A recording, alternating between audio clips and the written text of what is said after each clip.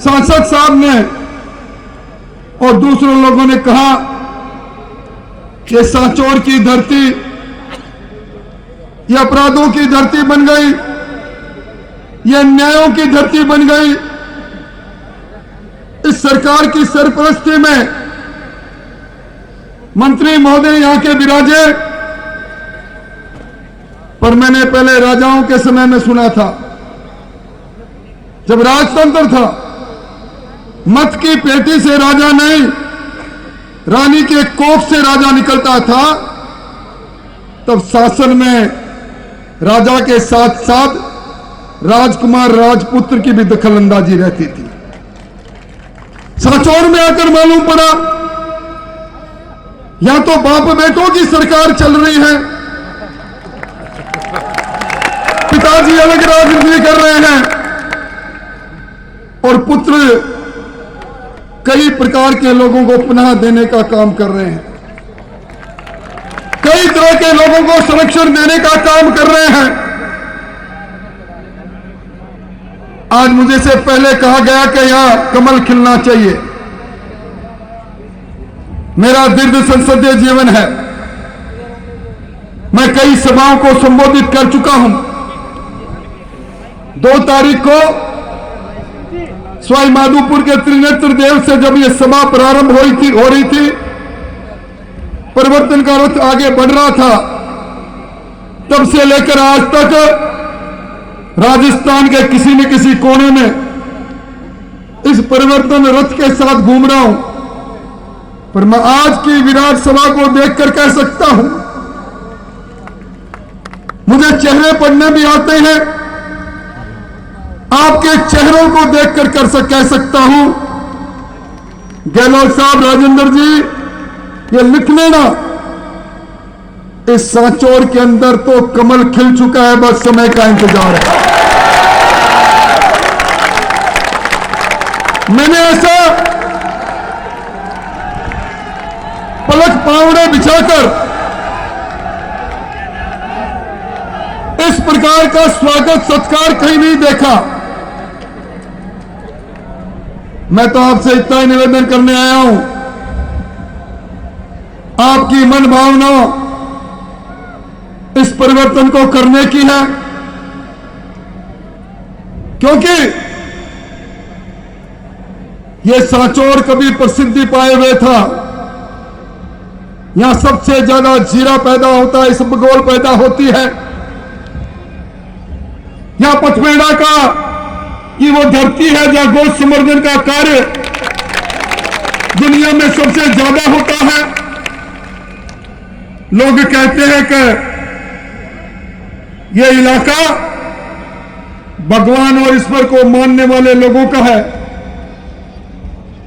पर पिछले दिनों के अंदर जब देश में बात चलती है कि अरमानों के, नौजवानों के अरमानों को तोड़ने वाले ये पेपर माफिया कहां बसते हैं, ये तस्करी को पनाह देने वाले, ये नशे का व्यापार का ट्रांजिट रूट कहां बन गया, ये हत्याएं, कभी लक्ष्मण देवासी की सरेआम हत्या कर दी जाती है, तो कभी नन्ही सी खुशी छोटी बच्ची, 6 वर्ष की बच्ची, अज्ञात लोग और बच्ची को मार कर चले जाते हैं, तो कभी पलदार में मेरे भील समाज की बेटी के साथ बलात्कार होता है, तो कभी भड़वल में प्रजापत समाज की 12 वर्ष की बच्ची अपराधियों के भेंट चढ़कर बलात्कार की शिकार होती है, कभी गोलसन में भील की हत्या होती है, और पिछले 4 साल और 8 महीने में मुझे लोग कह रहे थे हमारे न जाने चोरों की कौन सी गैंग आके किसकी सरपरस्ती में यहां आ गई। रोज चोरियां, रोज नकबजनियां, रोज हत्याएं, ये ग्रहण लग गया है इस सांचौर की पवित्र भूमि पर। इस ग्रहण को कौन हटाएगा? कौन के साथ आवाज मिलाएं। इस सांचौर के ग्रहण को कौन खत्म करेगा? इस सांचौर के ग्रहण को समाप्त करने के लिए आज राजेंद्र जी गहलोत के नेतृत्व में निकला हुआ ये परिवर्तन रथ आपके बीच में आया है। भाइयों, आज राजस्थान के अंदर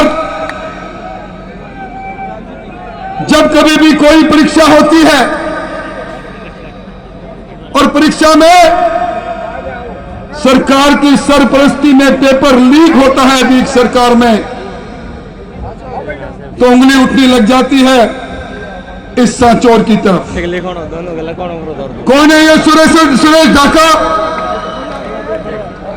क्या किसके ये सोशल मीडिया को हैंडल करते हैं? इस सुरेश ढाका और भूपेंद्र सारण की पैरवाई करने के लिए दिल्ली से खुर्शीद अहमद, जो एक पेशी के 30 लाख रुपए ले लेते हैं, कौन लेकर आता है उनको? अभी पिछले दिनों में आपने जयपुर बम ब्लास्ट को सुना होगा। 212 लोगों को बम से उड़ा दिया गया था। उस समय कितने हैं लोग अपंग हो गए थे। उसमें जो आतंकवादी थे, लचर पैरवाई के कांड से वो बरी हो गए। ये दिगर बात है कि अब सुप्रीम कोर्ट में हम लोग गए हैं, पर वहां कोई वकील नहीं। पेपर माफ